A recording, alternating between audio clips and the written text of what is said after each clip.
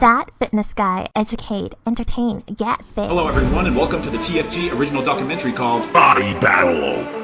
A story of hard work, sacrifice, and paramount physiques. Thanks John, couldn't have said it better myself. In this documentary we go inside natural bodybuilding, get an inside scoop on what's behind all the fake tan and big muscular lean bodies. And let me tell you, there's a lot more to it. The first featured competitor is Andrew G, who discusses his past experiences in the world of natural bodybuilding. I'm Andrew Gagan. I'm competing in the novice and open bodybuilding. I grew up as kind of the fat kid, the chubby athlete, and then I went into triathloning when I was in my early 20s.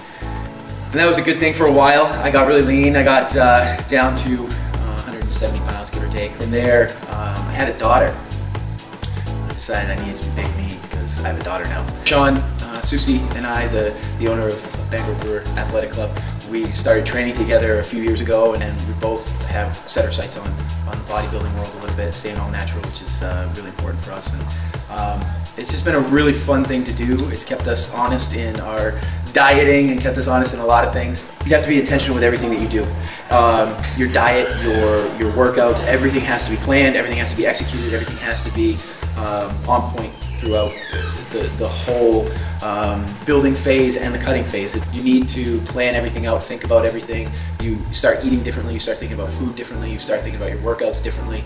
We'll fluctuate our rep cycles, we'll fluctuate the way we're doing our work all year round. So there's not that much of a difference until you get into the real crunch time. Another few weeks from now, when we're in sort of a month out, it really goes from lifting to get good reps to really lifting to get a full burn, really work those muscles, get as deep a cut as you can get into them, and really make them pretty at that point. And I guess the other big difference is cardio. Yeah, we start doing cardio now.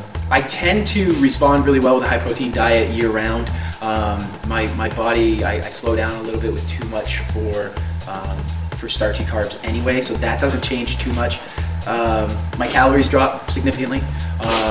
When I'm in my bulking phase, I'm trying to go over 3,500, which is difficult when you're still trying to eat clean food.